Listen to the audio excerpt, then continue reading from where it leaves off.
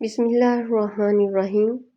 رسول اللہ صلی اللہ علیہ وسلم نے فرمایا، مومن کو جو تھکاوٹ، بیماری، غم، یہاں تک کہ پریشانی بھی پہنچتی ہے تو اس کی وجہ سے اللہ تعالیٰ اس کی برائی اور گناہ مٹا دیتا ہے۔ رسول اللہ صلی اللہ علیہ وآلہ وسلم نے فرمایا، جس شخص کا وضو ٹوٹ جائے، اگر وہ نماز کی حالت میں ہو تو ناک پر ہاتھ رکھ کر واپس جائے تاکہ یہ ظاہر ہو کہ اس کی نکسیر پھوٹ گئی ہے۔ اللہ مشقت سے بے نیاز ہے۔ رسول اللہ صلی اللہ علیہ وآلہ وسلم نے فرمایا، نبی کریم صلی اللہ علیہ وآلہ وسلم، ہم نے ایک بوڑھے شخص کو دیکھا جو اپنے 2 بیٹوں کا سہارا لیے چل رہا ہے۔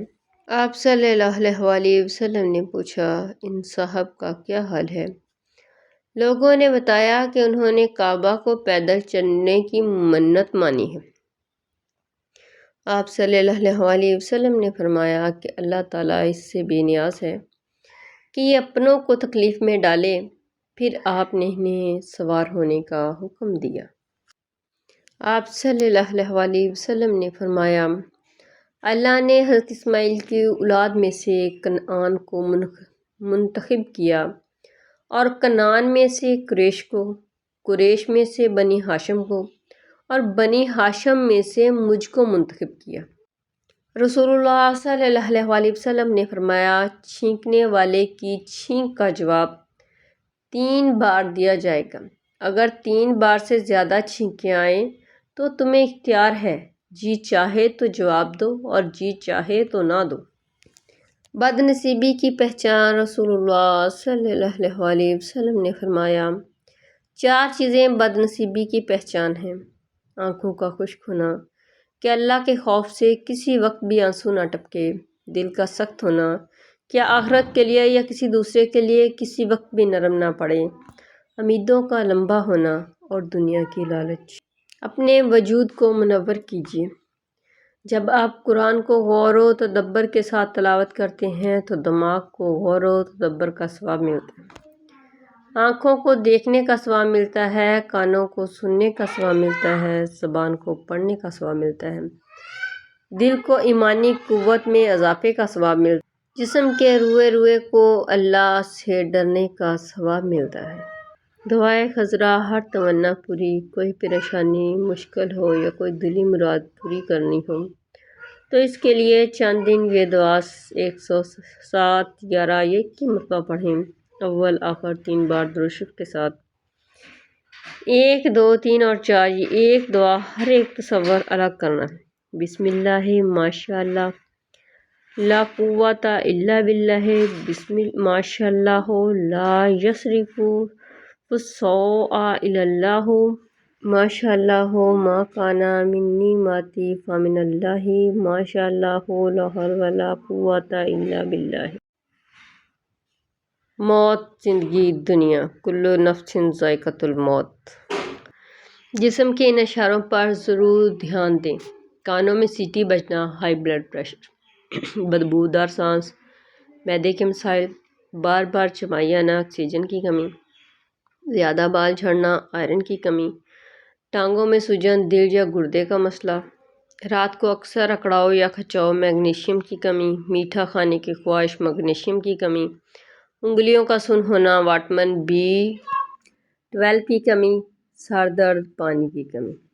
آج کی سائنس 14 سال پیچھے چلی گئی۔ حدیث کی روشنی میں جب کھانا کھا لیا تو پھر جس برتن میں کھانا کھایا ہو اس برتن کو صاف کرنا چاہیے۔ صحابہ کرام فرماتے ہیں کہ رسول اللہ صلی اللہ علیہ وسلم کی پلیٹ پہچانی جاتی تھی کہ وہ سب سے زیادہ صاف ہوتی، اور طریقہ یہی ہے کہ پلیٹ کو انگلیوں سے صاف کر لیا جائے۔ سائنسی تحقیق۔ جدید سائنس کہتی ہے کہ کھانے کی پلیٹ یا برتن کے پیندے میں وٹامنز اور خاص طور پر کھانے کے پیندے میں موجود وٹامن B کمپلیکس اور ایسے غذائی اجزاء ہوتے ہیں جو تمام کھانے میں کم اور پیندے میں زیادہ ہوتے ہیں۔ غذا میں موجود معدنی نمکیات تو صرف پیندے ہی میں ہوتے ہیں۔ اذان کا جواب دینے والا جادو سے محفوظ۔ جو شخص اذان کا جواب دیتا ہے اللہ تعالیٰ اس کو 3 نعمتیں عطا کرے گا۔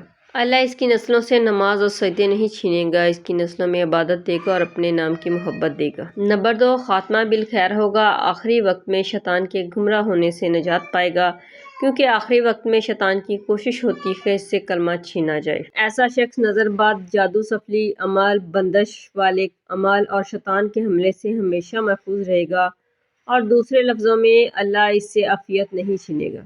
اذان کا جواب دینے کا طریقہ: اذان دیتے ہوئے مؤذن جو الفاظ کہہ رہا ہے آپ انہی الفاظ کو دہرائیں۔ جب مؤذن حی علی الصلاۃ اور حی علی الفلاح کہے تو لا حول ولا قوۃ الا باللہ پڑھیں۔ واقعہ بیان کرتی جاؤں درود کی فضیلت کا۔ جلا ہوا چہرہ ٹھیک ہو گیا۔ یہ واقعہ مجھے ایک بہن نے سنایا۔ اس نے بتایا کہ اس کی والدہ درود ابراہیمی بہت زیادہ پڑھا کرتی تھی، ہر وقت درود ابراہیمی پڑھتی۔ اس بچی نے بتایا اس کی شادی قریب تھی کہ کسی حادثے میں اس کا چہرہ جل گیا۔ حالت بہت خراب تھی، سارے پریشان رہتے، والدہ درود ابراہیمی پڑھتی رہتی۔ سسرال والوں نے رشتہ نہ تو رد کیا، انہوں نے کہا یہ ہماری امانت ہے، اب جیسی بھی ہے ہماری ہے۔ اسے درود ابراہیمی کا فیض یہ ہوا، اس بچی کا چہرہ صاف ہونا شروع ہو گیا اور شادی ہو گئی، چہرہ پہلے سے زیادہ خوبصورت ہو گیا۔ درود ابراہیمی دنیا کا سب سے بڑا عمل ہے۔ درود اپنے پڑھنے والوں کو فیض لازمی دیتا ہے، اس پہ کرم کرتا ہے، فضل کرتا ہے۔ آئے درود شریف کو اپنی زندگی کا حصہ بنائیں، اللہ فضل کرے گا۔ انسان کا اخلاق، زبان، سوچ اور ظرف بتا دیتا ہے کہ وہ ان پڑھ ہے، پڑھا لکھا ہے یا پڑھا لکھا جاہل ہے۔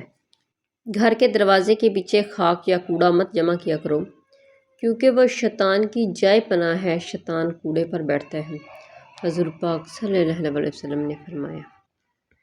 صدقہ دعاؤں کے قبول ہونے اور مشکلوں سے نکالنے کا ذریعہ ہے۔ قرض دینا بھی صدقہ ہے۔ نبی اکرم صلی اللہ علیہ وسلم نے ارشاد فرمایا، ہر قرض صدقہ ہے۔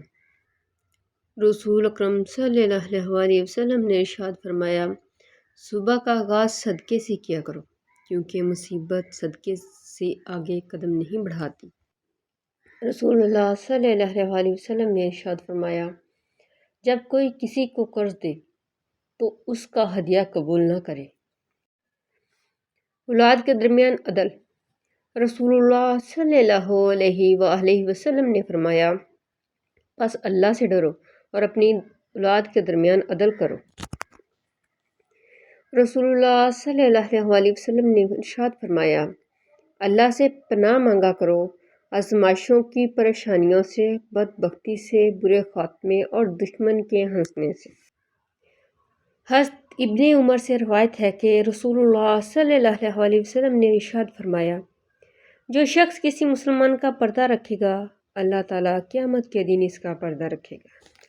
رسول اللہ صلی اللہ علیہ وسلم نے ارشاد فرمایا، جس شخص کی 2 بہنیں ہوں اور وہ جب تک اس کی زیر کفالت رہیں اور وہ شخص ان سے اچھا سلوک کرے تو ان کی وجہ سے وہ شخص جنت میں داخل ہو جائے گا، توبہ قبول ہوگی۔ رسول اللہ صلی اللہ علیہ وسلم نے فرمایا، اگر تم اتنے گناہ کر لو کہ تمہارے گناہ آسمان تک پہنچ جائیں مگر اس کے بعد تم توبہ کر لو تو اللہ تعالیٰ تمہاری توبہ قبول کر لیں گے۔